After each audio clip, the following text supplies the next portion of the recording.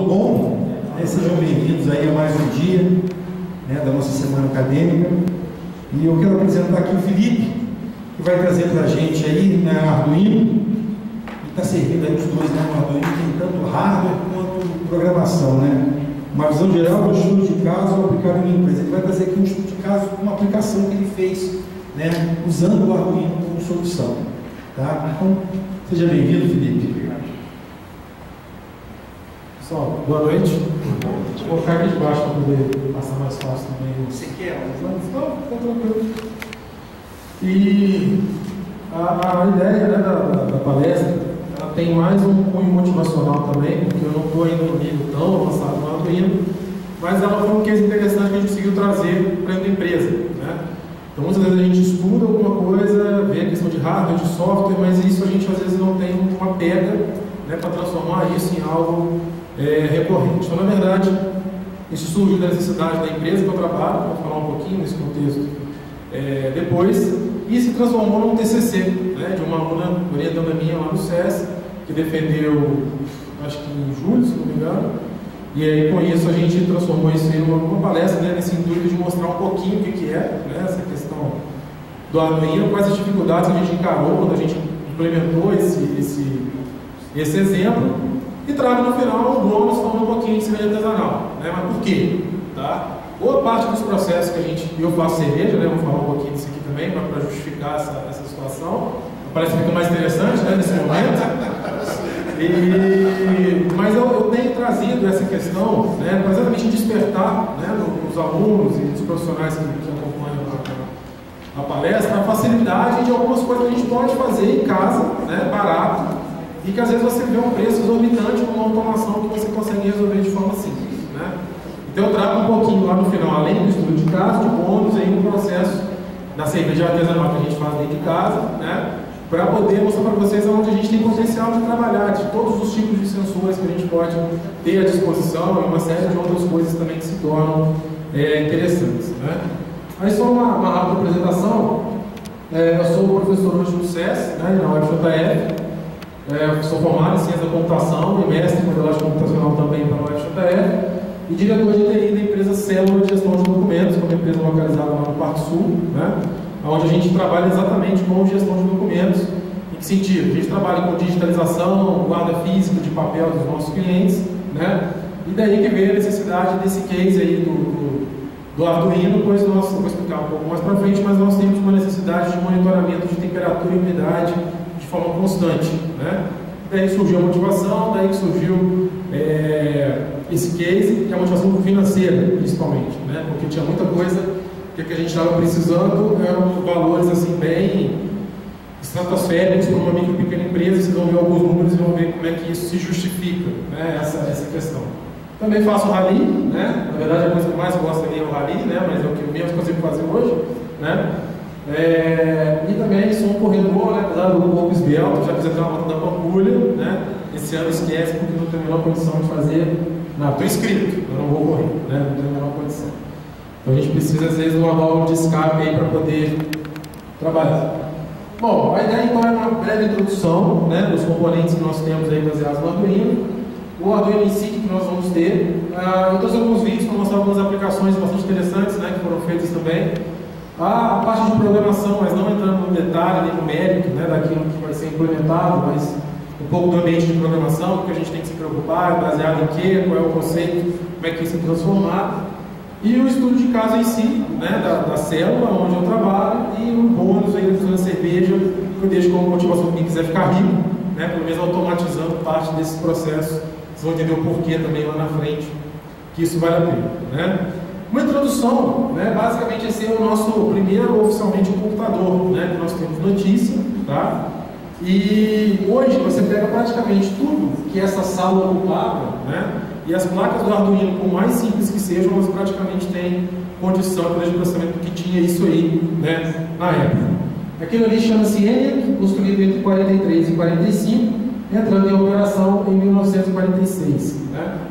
Ele tinha apenas 17 mil válvulas e 1.500 relés, né? Então, uma máquina bem pequena, não ocupa espaço, nem puxa nada de energia, né? E alto poder de processamento. Ela pesava 30 toneladas, né, ocupava um pequeno galpão, tá? E um PC típico atual consome em torno de 100 watts, né, enquanto ele consumia 200 kW para poder fazer as mesmas coisas, né, que a gente tem hoje.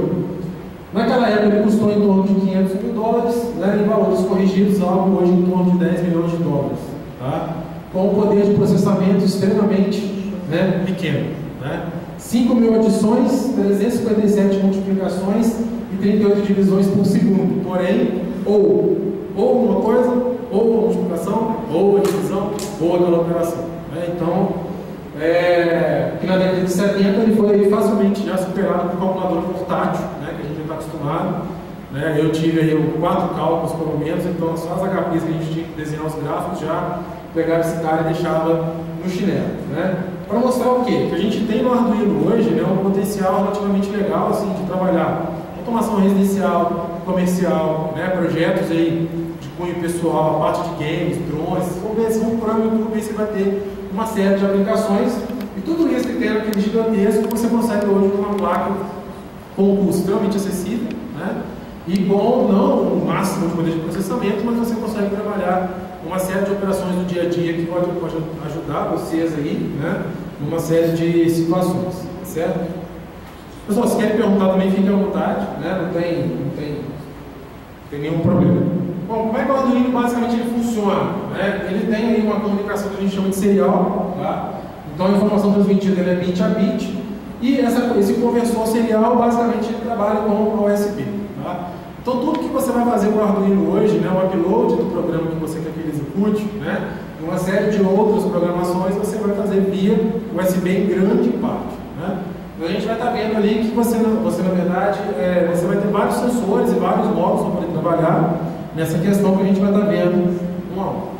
Além disso, ele tem o que a gente chama de portas digitais, né? Essas portas digitais é um pouco de conhecimento de eletrônica, que eu também não tenho tanta profundidade, né? Mas aí quando a gente conhecer, essas portas é o que vai fazer exatamente o papel de entrada e saída de informações, tá? Então quando você quer fazer algum tipo de leitura de dados, quando você quer fazer o envio de uma informação, né, para um servidor, alguma coisa que esteja dentro dessa questão, tá? Essas portas você vai configurar programaticamente para que elas atendam a essa demanda que você quer, né?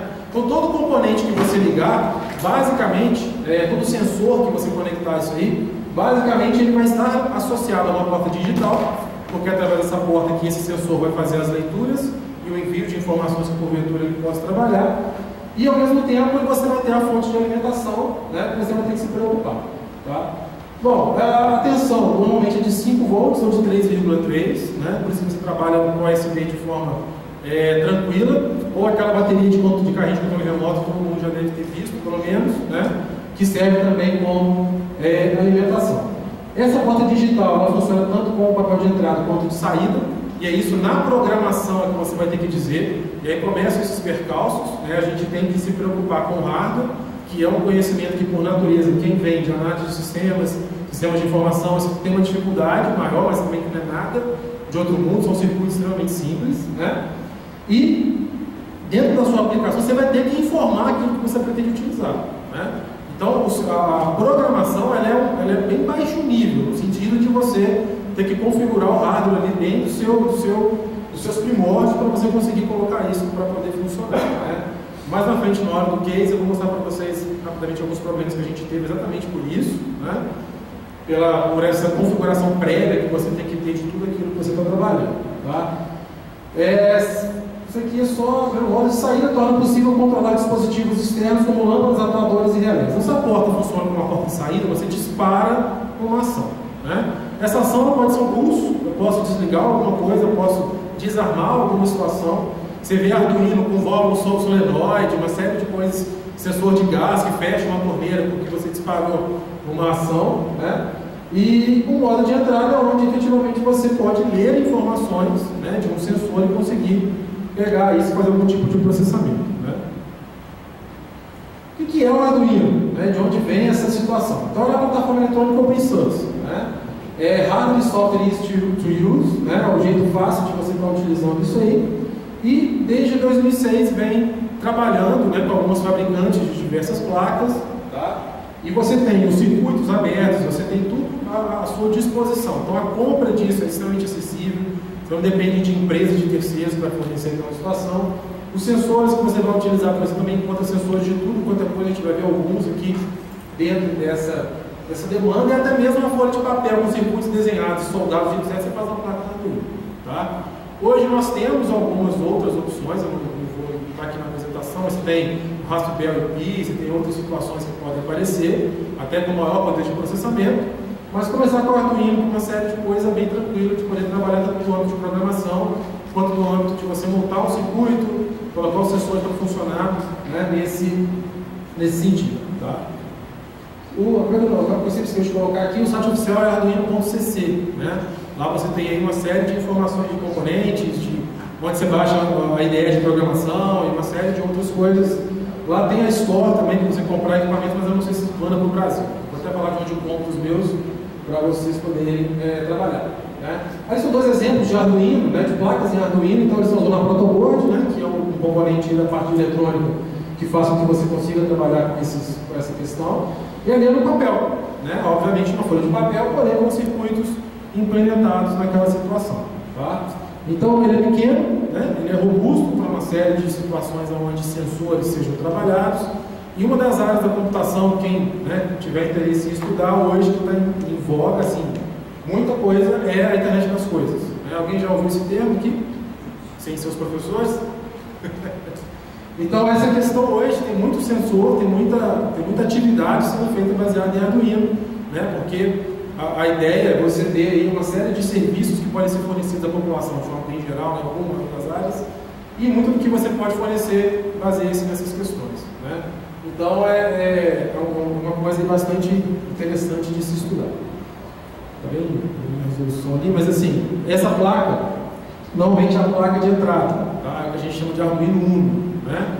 Essa placa ela tem a sua memória, tem o seu processador, né? Tem as portas digitais, tem uma série de informações, tá? E ela tem um processador de 16 MHz, é isso mesmo, né? A gente não está falando de gigahertz nem de nada, tá? Ela tem em torno de uma memória flash de 32K, tá? Então, claro que você não vai pôr um Apache, né, rodando numa placa Arduino, né? Você não vai colocar um processamento pesado, né, de resultados de um grupo de pesquisa para ser processado.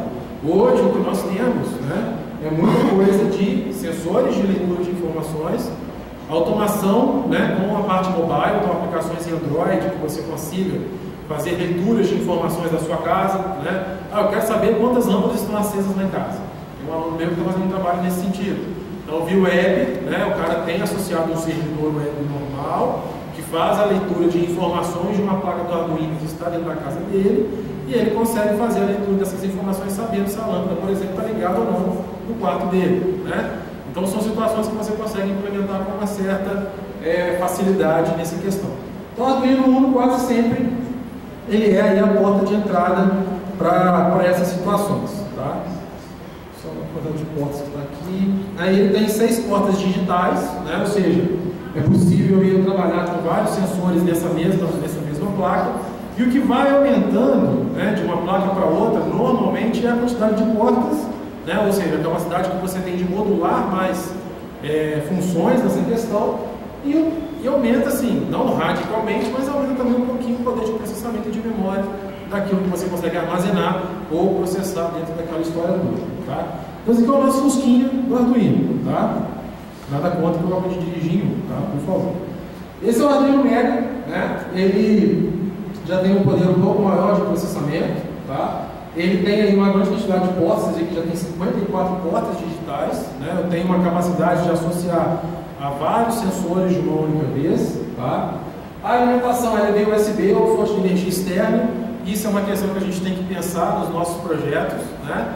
Eu não posso montar um sensor que vai ficar no tempo, né, ligado para o USB, se eu não tenho uma máquina que esteja perto.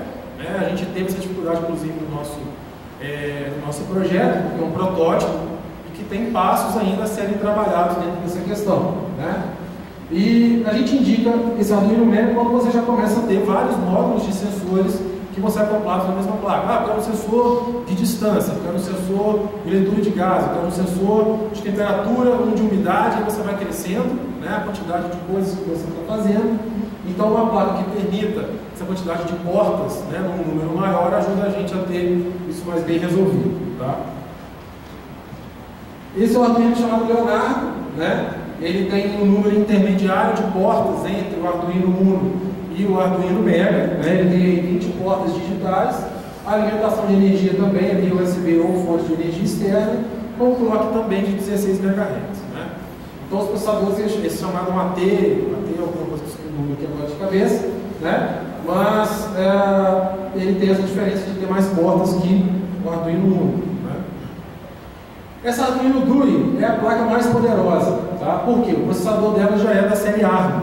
Né? Então essa série ARM ela saiu inclusive nos primeiros aparelhos de celular, os primeiros smartphones, né? As versões iniciais de Android já tinham aparelhos com esse tipo de processador, o que já confere, né, uma maior possibilidade de processamento. Por exemplo, antes, né, as outras placas elas eram 8 bits. Né? Então a quantidade de instruções que você consegue realizar por segundo é bem menor. Aqui eu já tenho um processador de 32 bits mais normal, né, em relação àquilo que a gente vem trabalhando nos últimos anos. Nos últimos 3, 4 anos que a gente começou a trabalhar com 64. Mas até isso vir, né, se tornar uma realidade, eram os 32 velhos de guerra, aí, desde os K62, os Pentium 4, Pentium 3. Então você ganha aí um poder considerável, né, de processamento para essas informações. E já chega aí a 512K de RAM, ou seja, já é quase um terço de um disquete, né, antigamente de memória RAM que você tem à disposição dentro dessas informações. Ele traz 54 portas digitais, né, e a alimentação também continua. A alimentação dela é micro USB, aquele cabozinho que a gente está acostumado no celular, ou também uma fonte de energia externa que você acha em qualquer loja de eletrônica. Né? Então isso aí é, digamos que é a Ferrari, né, das placas aí do Arduino. Esse é um quadro comparativo, depois eu posso disponibilizar a apresentação, né, para vocês e coloco para os alunos, para ficar mais fácil de enxergar, mas são as várias placas que nós temos à disposição no sentido do Arduino, né, não estou falando de Raspberry ou outras arquiteturas. E é até legal porque aquele último lá, né, quem jogou Super Nintendo reconhece um pouquinho aquele formato. Né? Então aquela placa inclusive já traz sensores de joystick, né, já embutidos, já pensando numa situação gamer aí daquela história toda, facilitando um pouquinho o trabalho de quem está trabalhando na parte eletrônica, às vezes pode ser um empecilho. Né?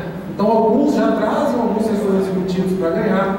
No caso ele tem um Arduino Nano, que é o sexto, né, que eu tenho, que já tem um tamanho reduzido. Então às vezes a questão é um projeto de porte pequeno, algo que vai ficar praticamente invisível aos olhos de alguma situação. Então você perde o poder de processamento também, tem menos portas digitais, porém você ganha em espaço. Né? Você ganha em processamento disso aí de tamanho, daquela situação que eu estou trabalhando. Certo? Bom, aí a primeira pergunta, onde eu compro isso? Né? Pessoa física, né, que você não tem que ter nota fiscal, essas coisas todas, eu recomendo comprar na China. Né? Não tem muita opção de você escapar disso, mesmo com o dólar nesse preço, né, agradável aos nossos bolsos. Tá? Isso aqui é de, se não me engano, essa aqui é de outubro, é bem recente, já estava com o dólar nesse precinho castigado. Né? Então o primeiro ali é o Mercado Livre, o Arduino Uno, tá? A mesma placa. O Arduino Uno no Mercado Livre é R$42, né? E ali embaixo no dx.com. Né? Alguém já comprou no DX aqui? No começo conhece. Né? No dx.com, mesmo com o dólar nesses preços legais, ele estava saindo a R$29. Né? Se o dólar estiver mais tranquilinho, ele sai a $7 a placa.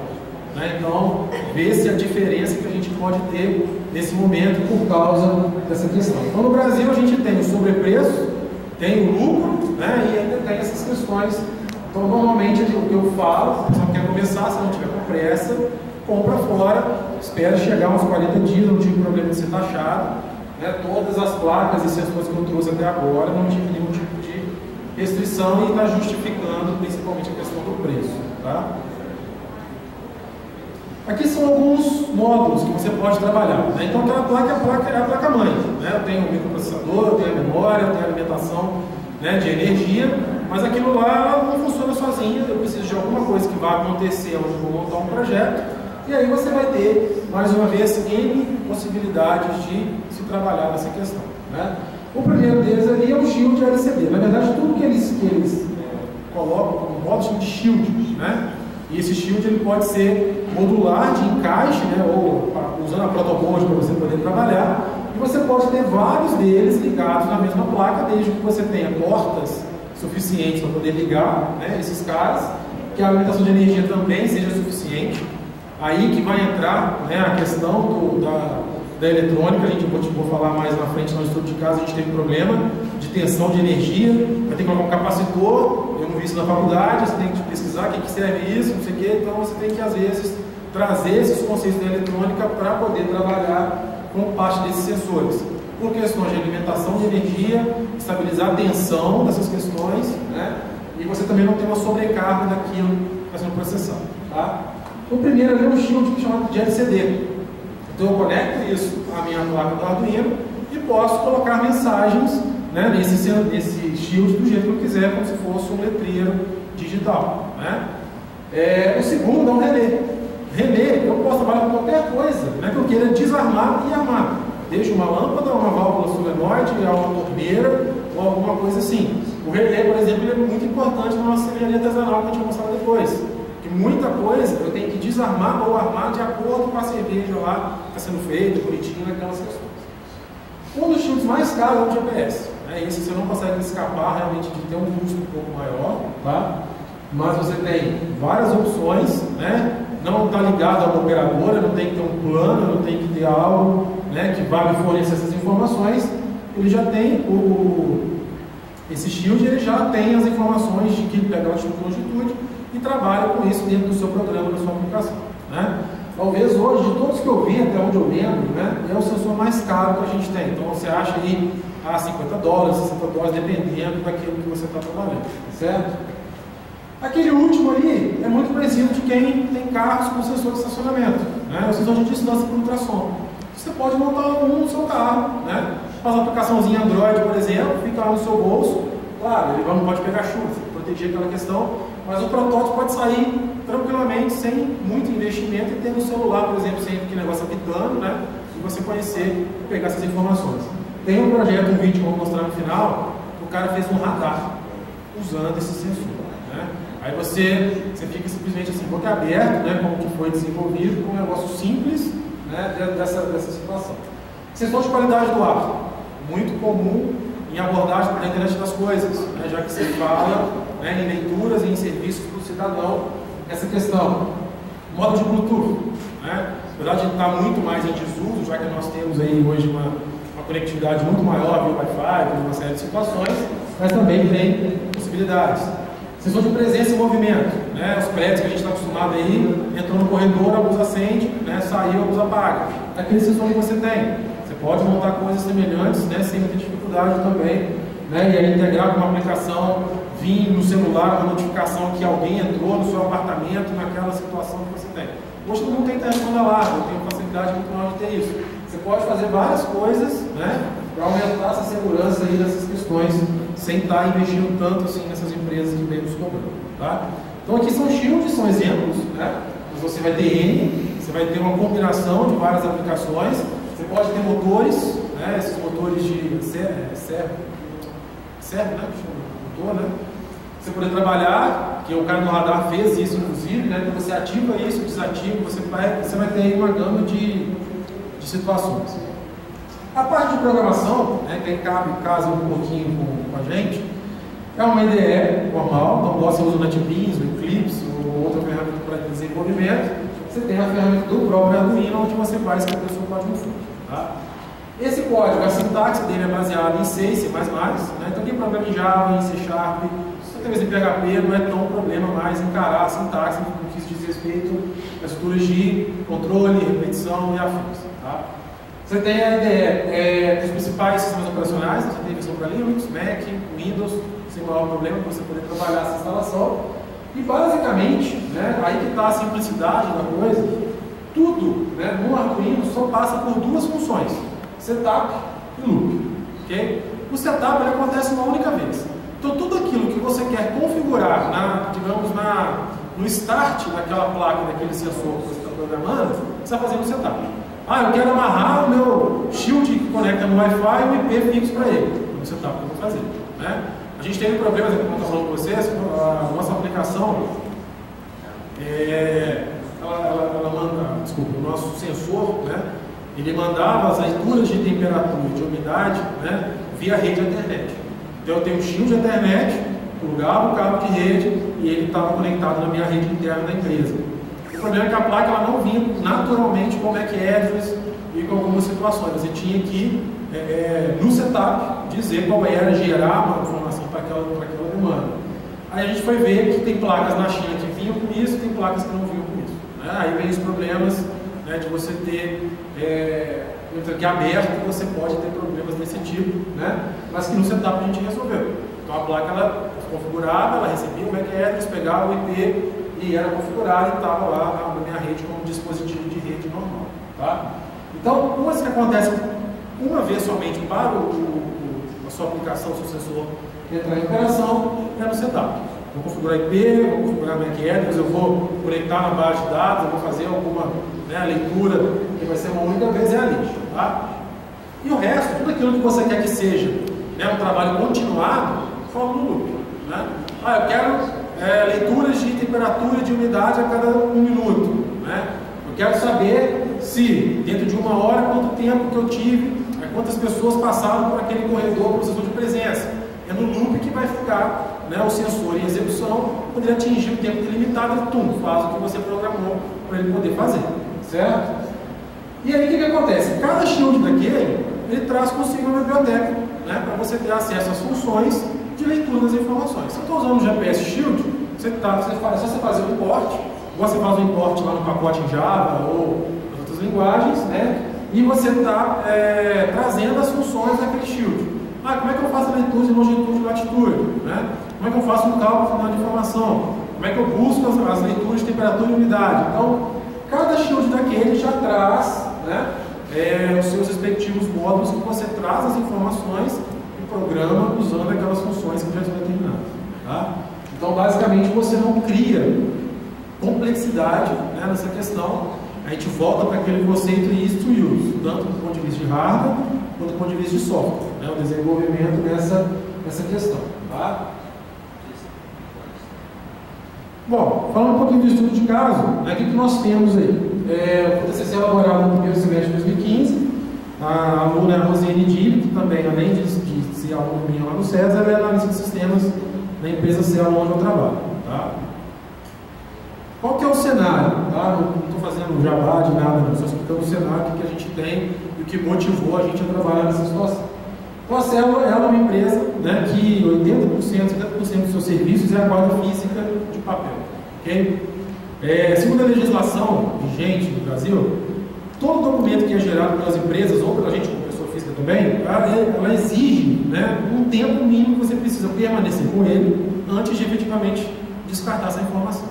A gente fica nas loucas com nota fiscal, manual de não sei de quê, porque a gente sabe que se der algum problema tem que resgatar aquele papel, né? O cara te cobra uma conta da CEMIG de 2 anos para trás. Ele pode fazer isso? Não pode fazer isso? Então isso é baseado nessa legislação vigente, né?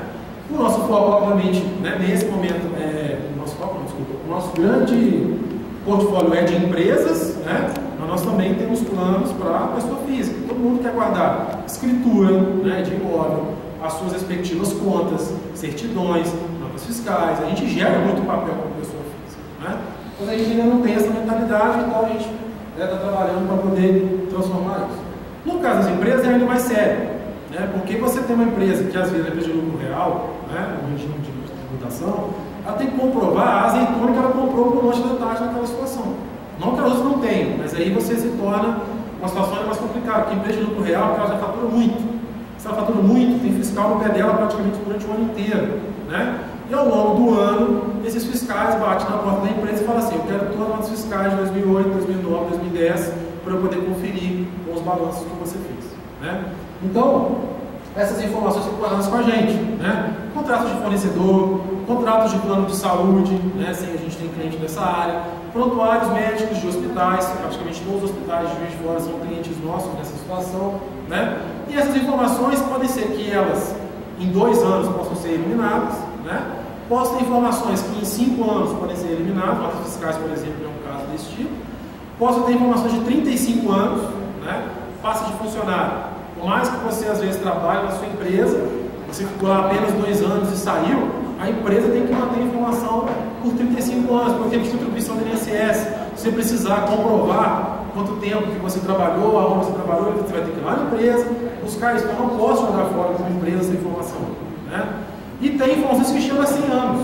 Né? O setor público no Brasil, a parte federal, inclusive, né? Tem coisas que são 100 anos e, pior, guarda permanente. Ou seja, vai entrar Dilma, vai entrar quem seja, vai sair, vai entrar, e o governo vai ter que ficar com isso para sempre.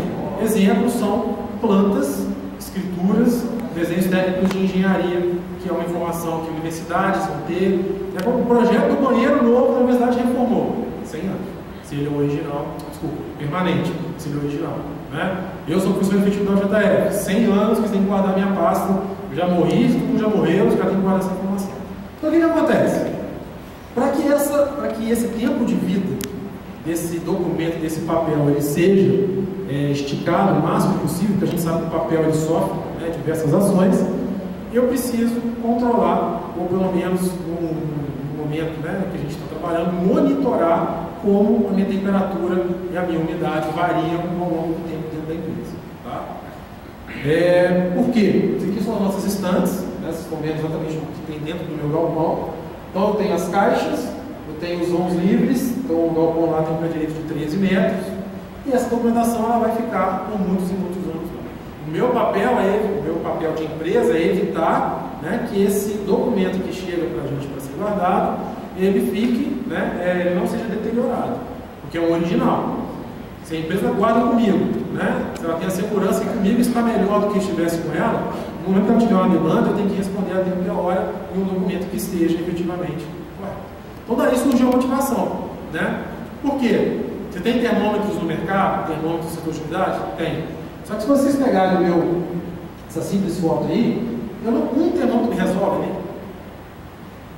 Cada galpão tem 750 metros quadrados, 13 metros de pé direito, 6 corredores com essa profundidade. Um sensor não vai me ajudar. Mesmo que o sensor custasse R$2.000 ou custasse R$100, não é um. Eu preciso me preocupar com a profundidade, porque dependendo da posição de sol, eu bato num lado mais do que no lado do outro. Eu preciso me preocupar com a altura, porque mais próximo ao chão é mais frio, mais próximo ao telhado é mais quente, né? Então, no mínimo, eu penso em 9 sensores por corredor, né? 3, assim, são mais ou menos uns 24 metros ali no corredor, um a cada 8 metros ali mais ou menos, e na altura de 12 metros aí, um a cada 4 metros, né? Para exatamente pegar essa variação. Mas você fala assim, mas poxa, isso tudo? Aí tem um segundo problema. Quando a gente guarda documentos de empresas públicas, privadas, casos de hospitais, por exemplo, o prontuário médico, se você deu uma topada no dedo aqui, foi lá na Santa Casa, e está lá com a gente o seu prontuário, tá? Depois de um tempo que eles ficam com ele. Esse prontuário não é da Santa Casa, ele é seu, essa informação é sua, né? E aí, os hospitais hoje, né, eles passam por diversas auditorias, né, foi daí que disparou esse caso todo, e essas auditorias vão lá na célula verificar como a gente faz a guarda, né? E uma das coisas que estava faltando era ter esse monitoramento um pouco mais eficiente, né? Então daí surgiu essa demanda. Eu tenho um problema de legislação, eu tenho que guardar documentos, né, por muitos anos, e tem um problema do ponto de vista de mercado, onde as empresas que guardam documentos comigo precisam se certificar que as normas estão sendo estabelecidas. Não adianta você falar, não sei quem participa de auditorias aqui, ou de grupo, seja de qualidade, ou seja recebendo alguma informação, não adianta falar que faz. Não adianta você falar no papel que você faz aquilo que manda ali. Você vai ter que mostrar e comprovar que aquela situação é verdadeira. Tá? Então com isso surgiu essa motivação. E aí nós fizemos alguns testes. Eu não parti para o Arduino de cara, né?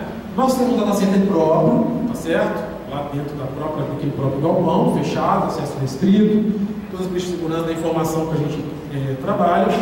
E aí a gente fez a primeira aquisição daquele carinha, chamado RHPDS, um valor básico de R$630, né? Esse fica no data center, ok? E ele faz o quê? Lê temperatura e lê umidade, né? Qual que é o porém?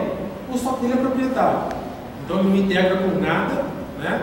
Ele simplesmente, para eu poder descarregar, eu tenho que ir lá no data center toda segunda-feira, tiro local, plugo no USB da minha máquina, descarrego os dados, carrego no sistema dele, o sistema dele me dá um gráfico. Tá? Isso não é a forma proativa de trabalhar. Okay? Então, se aconteceu alguma mudança brusca de temperatura, eu não fui avisado, eu não fui notificado. Né? Se acabou a luz, né, e de repente período de chuva agora no Parque Sul é um pouco complicado nesse sentido, né, eu não sei. Eu sei que acabou a luz, eu tenho a notificação dos servidores, né, por isso eu sei. Mas pela temperatura que subiu, eu não sei. Então, eu tenho que ir lá e descarregar aquela informação. Então ele não atende. Né? Ele faz medições. Eu tenho medições desde 2011 de tudo que aconteceu, mas é uma medição passiva. Né? E o custo, vocês veem aí que é um custo bem proibitivo se eu pensar em 9 sensores por corredor, são 12 corredores, né? Vezes 9, vezes R$600. Certo? Então isso aí eu tenho que faturar, mas é muito pequeno para pagar só essa porcaria desse sensor. Então já cortei na minha vida. Né? Outro problema, ele tinha uma limitação de espaço. Você agora flash, pendrive, né? Internamente é como se fosse um pendrive. Então ele tem um limite de 16 mil leituras, né, de temperatura e mais 16 mil leituras de umidade. Então, mais um porém, encheu, adianta. Aí partimos para um segundo, que esse é o que está nas estantes hoje, né, porque ele é mais em conta, porém eu não distribuí dessa forma ainda, das 9 por corredor, né, que ele tem o mesmo princípio, ele é mais barato, mede temperatura e umidade, mas ele me dá uma visão em tempo real. Então, se eu levo um auditor hoje, né, no meu galpão, eu mostro para ele em tempo real qual é a temperatura, qual é a umidade. Isso me trouxe facilidades? Trouxe. Já ajudou demais. O cara vai lá e logo ele vê, opa, nesse momento está com o sol trincando lá fora, 23, 24 graus dentro do galpão. Maravilhoso. Não tem problema com isso. Eu continuo tendo os mesmos problemas do anterior. Espaço. Ele é limitado, né? A comunicação dele é somente via USB, eu tenho que fazer a mesma coisa, tiro da estante, levo para a máquina, descarrego aquela situação, né? E o estado proprietário, que basicamente me dá, mais uma vez, um gráfico, né, de temperatura e de umidade ao longo daquele período. Tá? Então a gente fez o projeto, né, do Arduino. Eu comprei a placa do Arduino Uno, né, comprei o shield de Ethernet, que é aquela segunda imagem, sobre o cabo de rede plugado, e aí eu comprei um sensor que faz o papel dos dois, o mesmo sensor que ele faz o papel de ler a temperatura e de ler a umidade. Originalmente, eu não precisaria estar conectando esses sensores ao protoboard. E aí que veio a primeira questão. Né? Quando a gente fez a aplicação para poder fazer a leitura dessas informações, né, as leituras estavam assim, extremamente bizarras, de uma para a outra, né, como se eu tivesse com uma maçarica em cima do sensor tirando. Né? Não, errado. Bom, pesquisar, precisava, esse sensor em especial precisava fazer uma estabilização de voltagem, de corrente. Né? Aí nós usamos o protoboard e o uso de um capacitor, que o papel dele é exatamente isso. Né? Então daí já foi um negócio que não é da nossa praia. Né? A gente faz software, né? Naquele caso específico, a gente teve que dar uma aprofundada e a hora que vale a pena essa questão de disciplinar hardware, software, entender o que está acontecendo e você pode precisar dessas informações. Com isso, resolveu pelo menos esses problemas, leituras estabilizadas, né? E eu não tinha mais essa variação absurda de uma leitura de 1 minuto para outro minuto, e foi resolvido. Né? O que nós usamos? O Arduino Uno, um shield Ethernet, um sensor de umidade e temperatura DHT10, eu falei capacitor, mas é resistor. Tá? 3 cabos para conexão e a protoboard. Né? Esses 3 cabos é porque eu tenho a leitura, né, dessas informações e tem a alimentação de energia dessas informações, certo? Então isso vai ser sempre nesse patamar, esses sensores que estão ligados. E eu tenho, assim, é muito simples a aplicação, né? São 2 funções. Eu faço a leitura do sensor e faço a leitura de umidade, no período que eu defini lá, acho que era a cada 1 minuto, a cada 10 minutos, não sei. A diferença é que agora a minha aplicação era do jeito que eu queria, né? Então, o que eu precisava? Eu precisava que, em tempo real, na sala de reunião, se eu quisesse ver o que estava acontecendo com o meu galpão, eu acessava pela web, pelo browser, né? Acessando o IP e acessava a aplicação direto, ela me dava as leituras que foram feitas e me dava a leitura daquele momento. Né? E ainda poderia mais, poderia definir agora os meus limites, máximo e mínimo. Então, eu começo agora a mexer e eu perco as minhas amarras. Essa é a parte mais interessante disso. Né? Então, com aquilo ali, eu passei a colocar um dispositivo na rede, ele se comunica com qualquer coisa que esteja na minha rede, né? Eu posso desenhar minha aplicação da forma que eu desejar, né? Eu ganho agora um poder de representação muito maior. Eu não tenho mais limite de banco de dados, porque eu criei um banco de dados relacional, criamos um banco Postgres, tabela simples com as leituras e acabou. Eu posso ler aquilo lá, eu posso ter leituras de 1 ano, 2 anos, 3 anos, do mesmo jeito naquela situação, né? E foi criada uma aplicação web, né, que fica rodando num servidor e ela se comunica com... Não foi nem post, desculpa, foi a SQLite, porque eu estava pensando na segunda fase do projeto, tá? Foi criada uma aplicação web, né, que ficava num servidor. Essa aplicação aqui disparava a leitura no Arduino. Então a aplicação, o servidor web, onde o cara acessa a página para visualizar as informações, não roda dentro do Arduino, como eu falei para vocês. Ele tem um poder de processamento limitado, né? Então não adianta eu colocar um servidor rodando dentro dele. Eu tinha um servidor web, uma aplicação usando Node, né, JS com um framework em JavaScript. Ele fazia a leitura, né, das informações como? Na aplicação do Arduino, ele faz as leituras e gera um arquivo texto, né, para simplificar o raciocínio, que fica lá à sua espera de ler. Né? Então essa aplicação pega esse arquivo, lê no padrão que foi definido, e aí você tem essas leituras e grava no banco de dados que você quiser. O SQLite, a vantagem dele, ele é um banco de dados relacional, né? Porém ele não precisa ser instalado. É um banco portable que você pode trabalhar. O Android trabalha com ele, o iOS trabalha com ele, então tudo que você quer armazenar de informação dentro do dispositivo mobile, por exemplo, usa hoje o SQLite, essa abordagem mais simplificada. Tá? Então você tinha basicamente o Arduino, né? O browser com o seu servidor e essa conversa. Toda vez que o browser tinha uma solicitação, o Arduino gerava um arquivo com aquela leitura naquele momento, eu pegava no banco e ia jogando essas informações. O usuário final só via, obviamente, o que está no browser, né, que é aquela segunda situação que eu tenho ali. Tá? Esse aqui é o print, né, mas também bem claro aqui. Ali eu tenho os dois primeiros, né, quadrados, é a temperatura e a umidade em tempo real, instantânea. Né? O segundo momento foi a máxima e a mínima do dia, né, que já começou a ficar interessante. E embaixo, que não está dando para ver, mas são as leituras e os gráficos de evolução dessa situação. Então eu ganhei um poder de representação agora ilimitado para essa minha questão que eu tinha que resolver. Né? Mas mais importante que isso, o que eu vou mostrar para vocês agora, é o resultado final disso. O que eu economizei, né, para a empresa nessa situação? Vamos fazer uma conta simples. Tá?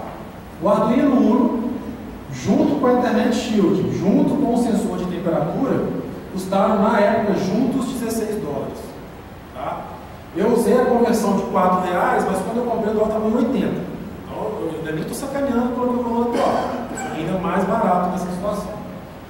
Comparando com os outros sensores, o sensor verdinho no data center, 631, o que hoje está nas estantes, que é o Whitelog 80-291, e tinha um bizarro lá no ponto frio de R$2.200. Então a diferença era que ele, eu acho que ele enviava um SMS, ou então no iPhone mandar um e-mail, que é nada demais. Né? Para te cobrar £2, né, para colocar aquele sensor naquela situação. Então agora, vamos multiplicar. Né? 12 corredores desses 9 sensores, eu tenho 108 equipamentos que eu tenho que instalar. Né? Se eu fizer só com o Arduino, usando a cotação do dólar atual, eu gastaria R$7.000 mais ou menos. Né? Se eu usar a cotação do dólar que eu realmente comprei, seria um gasto de R$3.144. Se eu utilizasse o verdinho, um investimento de quase R$70.000. Né? Se eu utilizasse o branquinho, o Whitelog, um investimento de R$31.000. E se eu usasse no ponto frio, R$239.000. Né? Aí você fala assim, valeu a pena? Eu não tenho nem dúvida, né, que não tenha valido essa situação. Então eu ganhei em liberdade de programação de fazer aquilo que eu desejava trabalhar, né? Eu ganhei do ponto de vista financeiro, claro, eu comprei como pessoa física, tanto que eu levei para lá, foi como o Luiz Felipe. Mas mesmo que você coloque 60% de imposto, que seja, vai ficar abaixo da situação. Tá? Então, o projeto ele já se, né, justificou. Determinou? Não. Né? Se vocês perceberem aqui, eu tenho uma série de limitações. Né? Primeira delas, o meu galpão ele não tem instalação elétrica. Por segurança, papel, energia, curto-circuito é um negócio que, né, tem que ficar longe de uma coisa da outra. Tá? Eu também não tenho infraestrutura no galpão de internet. Então eu teria que investir em cabeamento, se fosse o caso, né, passar o cabo, né, que seja juntas distantes, mas investir nesse processo, nesse trabalho. E também não tenho uma alimentação via USB, sendo possível, lá no meio da minha estante. Né? O que fica para um segundo momento, que deve ser os nossos próximos passos. Eu vou substituir o shield de internet pelo shield de Wi-Fi. É muito mais fácil disparar um roteador ou mais de um roteador no meu galpão do que eu cabear aquele galpão todo, né? Então eu já até tenho, o shield já está comigo. A energia da placa, posso colocar essa bateria, que é a bateria que gosta de controle remoto, uma bateria que não tem nenhum tipo de problema, ela fica ainda pequenininha também, né, na hora que você juntar essa situação toda, tá? E o meu sistema, o ideal é que ele fosse integrado a duas soluções que nós utilizamos de monitoramento dos servidores, né?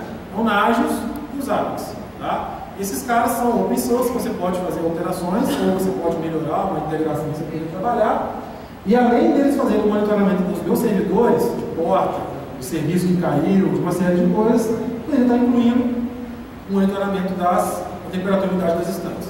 E aí eu ter, né, de uma forma ativa, o que aconteceu, ali eu já tenho e recebo uma notificação. Igual eu recebo hoje, a energia acabou, o servidor que caiu, um disco que queimou, isso já chega automático para a gente já ativa e já trabalha. Né? Então esse é o próximo passo que eu tenho. Tá? Está tudo comprado, mas aí eu tenho que trabalhar, estou tentando ver se consigo mais um aluno para continuar esse trabalho aí para poder terminar. Tá? Outras possibilidades, né? Isso aí é RFID, eu vou falar dessa tecnologia, né? Basicamente aquilo que o pessoal coloca para não roubar, né? Assim, não está acostumado com aqueles DVDs, produtos de lojas americanos, que também tem, aqueles pórticos, né? Que quando apita alguma coisa, porque saiu uma etiqueta que não foi dado baixa no sistema. Então, uma etiqueta que emite uma frequência com rádio, né? E já tem algumas empresas do nosso segmento que vêm colocando essas etiquetas também nas caixas, tá, de documento dos clientes. Para quê? Para eu garantir que o que está saindo da sede da empresa seja efetivamente autorizado a sair. A gente tem informações lá que são confidenciais, sigilosas, e já chegamos a impedir o dono da empresa de ir lá buscar. Ele não estava autorizado. Está autorizado, quando você assina um contrato, você coloca todo mundo que pode ir lá buscar um documento. Não colocar o dono, ele voltou. Né? Então, o RFID para nós traz essas possibilidades. Um sistema desse hoje, ele é muito, mas muito caro.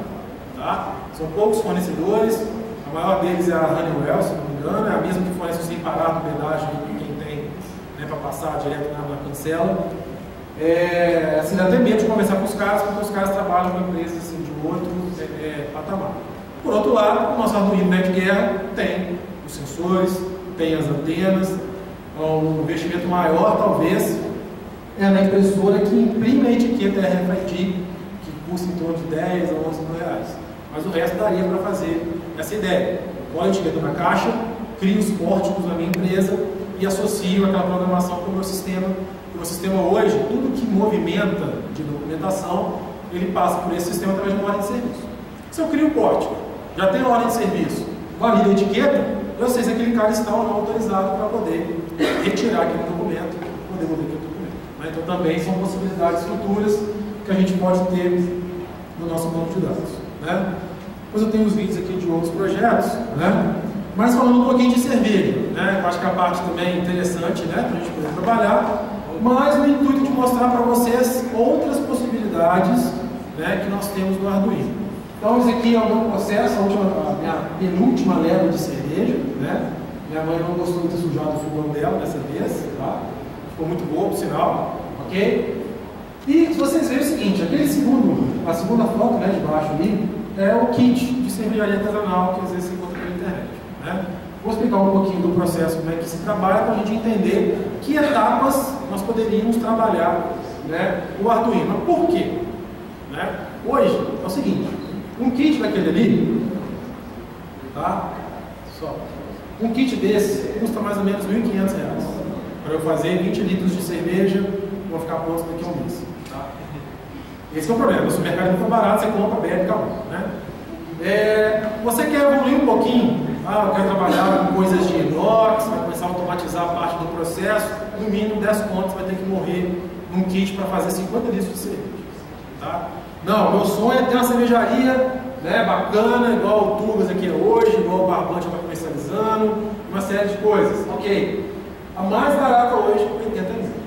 Né? Essa aí é uma fábrica, né?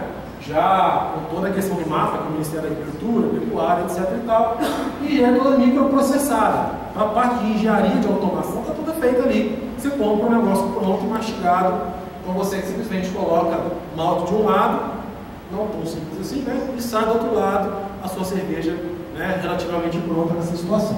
Então eu pergunto, vale a pena ou não vale a pena pensar, né, em você automatizar parte dos processos que nós temos aqui? Né? Tudo bem, o kit é mais barato, mas eu também tenho uma série de trabalhos manuais. Então por que eu não tento resolver, né? Hoje, para fazer naquela eu demoro umas 6 horas. Eu começo às vezes meio-dia e termino 6 da tarde para terminar aquilo que a gente chama de mosto, né? Que é a minha cerveja em estado in natura, não tem gosto de nada, não sei de grão, entendeu? Como se fosse melhor um bicho no primeiro momento. Tá? 6 horas parado, 6 horas na batalha, na luta. Né? No último feriado eu fiz 3 receitas seguidas, comecei meio-dia e terminei 6 da manhã do outro dia. Né? Claro que meu namorado não estava lá, porque senão não teria gente condição de fazer isso. Né?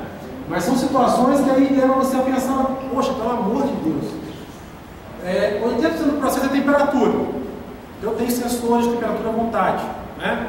Resfriamento, eu tenho sensor de água, eu tenho válvula solenoide que pode fechar uma torneira, abrir uma torneira. E você começa realmente a pensar nisso, porque os caras começaram a enfiar a faca nos kits. Né? Às vezes você quer evoluir para uma nova situação e não consegue. Então a gente vai ver um pouquinho, né, como a gente pode trabalhar. Então esse é o kit que eu tenho, né? São 2 panelas de alumínio, tem um kit de recirculação que a gente chama, que é uma bomba de aquário praticamente, né, para poder fazer recirculação. Você tem o chiller, que é uma serpentina para você fazer o resfriamento daquela situação, né, o arrolhador, o termômetro e algumas outras coisas. Beleza. Como é que funciona? Um processo bem alto nível para vocês entenderem o que é, o que eu tenho.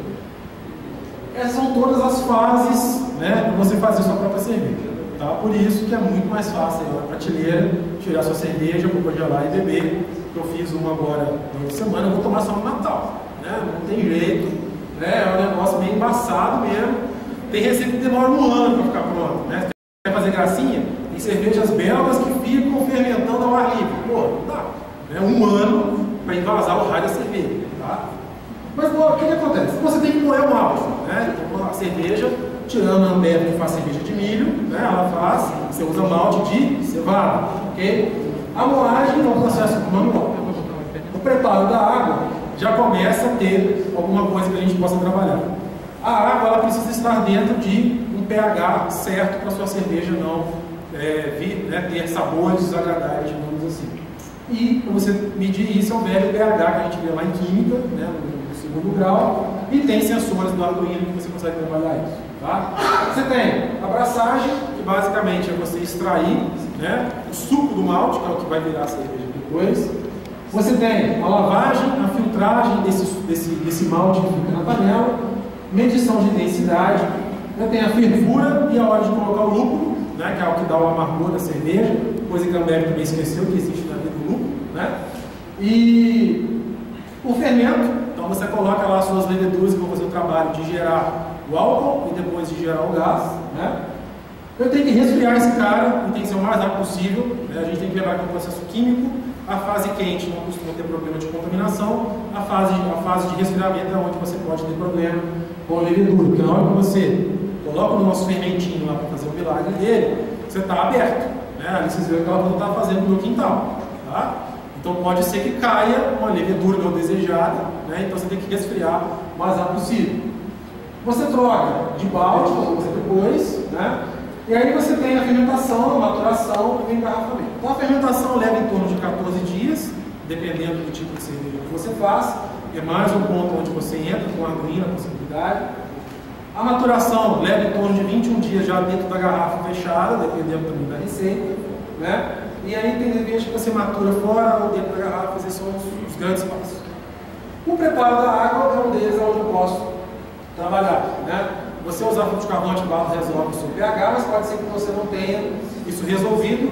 E para garantir o seu pH de 5,2 a 5,3, você pode usar um sensor de leitura de pH que funciona com o Arduino, né? Então não é difícil você trabalhar e ter esse alerta e essa medição para você garantir essa situação. Na abraçagem, tá? De acordo com cada receita, há as rampas de temperatura que precisam ser rigidamente controladas. Tá? Por exemplo, cerveja de trigo. Quem gosta de cerveja de trigo aqui? Ninguém gosta de cerveja de trigo? Ah, bom. Sim. A cerveja de trigo é uma cerveja chata de fazer. Tá? Ela tem 3 temperaturas diferentes em 3 momentos diferentes na abraçagem. O que eu posso fazer? Sensor de temperatura associado a uma resistência elétrica. Por quê? Porque essas temperaturas têm que ser mantidas 45 graus a 15 minutos, 67 graus a 80 minutos, 78 graus a 10 minutos. Certo? Se eu trabalho com um sensor e com uma resistência, eu tenho que ficar lá no isqueiro assim, mede, volta, lava, tem que cair no chão, tem que lavar aquela porcaria de novo e aquele negócio vai te dando trabalho. Né? Então é possível de automatizar. Basicamente a intenção dessa fase é você gerar o amido aí para a gente poder converter em açúcar. Né? Hoje você tem o sensor de temperatura, tem a válvula solenoide que pode cortar o gás, diminuir também isso, né, dentro dessa questão, e o próprio sensor de gás que está passando lá. Tudo pode ser associado. Né? Isso que eu estou falando com vocês, é um investimento muito pequeno que não vai chegar nunca a R$8.000 que o cara quer te cobrar para ele estar fazendo basicamente a mesma coisa, mas um hardware maior, né, de microprocessamento, certo? Aqui só um exemplo, né? De trigo tem essa rampa, a IPA, que é uma cerveja mais forte, ela já não tem a rampa, ela vai direto 1h30 dessa temperatura, né? Isso seria a forma da nossa última leva de cerveja. Processo bem industrializado, né? Todo mundo ali tranquilo debaixo do sol, né? Fazendo um raio da cerveja. A lavagem, né, termina quando o que acontece? Quando você fala assim, vou fazer 20 litros de cerveja, você não consegue fazer 20 litros exatamente. A sua panela tem malte, e né, além do malte tem a água que não dá 20. Né? Então quando você termina essa fase de braçagem, você tem que fazer a lavagem, né, do malte que resta para você completar exatamente os 20 litros que vão ser fervidos. Né? Aí eu tenho uma válvula que regula o fluxo de água, que eu posso associar também ao Arduino e isso trabalhar. Se você está no YouTube, já tem vários projetos, né, com o Arduino para controlar boa parte dessas coisas que eu estou fazendo. Tá? Não é nada de outro mundo. Na fervura, mais uma vez, eu preciso manter a temperatura sob controle e tenho que fazer a adição do lúpulo. Tem cerveja que eu faço 3 lúpulos, tem cerveja que eu uso uma vez só, mas a temperatura é mais importante, porque ela não pode estourar, senão eu ferro com a cerveja e também não pode ultrapassar o tempo. Né? Então também tem opções, né, que eu posso trabalhar de leitura e resistência daquele fogo para ele manter o que eu preciso durante 1h30, 2 horas de espaço. Na fermentação, né, é onde você coloca no baldezinho, né, para controlar a temperatura também. E esse vai... O que acontece? Cada tipo de cerveja tem uma temperatura certa. Aí é uma parte muito crítica. Tá? Essa geladeira ela fica exclusiva para fazer cerveja. Então esquece de colocar no geladeira de casa. Né? Se abre e fecha de geladeira dentro de casa com margarina, queijo, presunto, não vai resolver esse problema. Tá? E ela tem que ser rigidamente controlada a sua temperatura. Okay? Hoje existe, que nós chamamos de gauge, né? Existe um sensor que custa R$100 que ele liga a geladeira liga-se nele e ele liga-se na energia. E ele tem uma outra ponta, que é aquela que está associada no balde ali, que é o sensor de temperatura dele. Quando o sensor de temperatura faz a leitura que você definiu, essa cerveja aqui é de trigo, ela tem que ficar 14 dias a 18 graus. Se ele chega a 19, ele vai lá e arma a geladeira. Né? Se ele abaixo de 18, ele vai e faz o quê? Ele desarma a geladeira. Então é um tec-tec de liga e desliga com relé, sensor de temperatura. Que eu tenho as mesmas coisas disponíveis no Arduino. E não vou gastar R$100 para poder fazer isso, garanto vocês. Né? O dia do invase, né, deu um probleminha, né, congelou a porcaria da minha cerveja no final dela, e eu perdi pelo menos umas 10 garrafas. Né, mas deu para beber umas 22, acho que deu para ficar assim bem tranquilo, né, com o restante que tinha.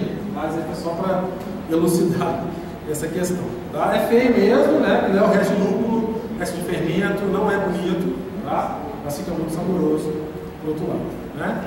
Essa cerveja pronta, né, na época, aquela lá foi o dia que saiu do balde, ou seja, ela já tinha álcool, mas ainda não tinha gás, ela tinha que fazer uma clarificação, e aí foi o primeiro porre com ela, né, onde já tomou e já ficou daquele jeito, seguindo a receita, né, fermentou, maturou, fez todas as coisas nessa situação, ok? Gente, é isso, tá? Alguma vocês queiram perguntar, tá? Agora a cerveja é só para brincar, né, as coisas que a gente pode estar fazendo, a facilidade, que às vezes a gente fica com uma resistência, algumas é hardware, é eletrônica, eu sou da área de software, só faço, não desenvolvo, sou programador, não, né? Tem as duas coisas, as coisas são acessíveis financeiramente, coisa que nem sempre é, né, em algumas situações, e não é complexo. Tanto da parte de hardware quanto de software a gente tem isso muito bem resolvido, ok? Então, agradecer aí, pessoal.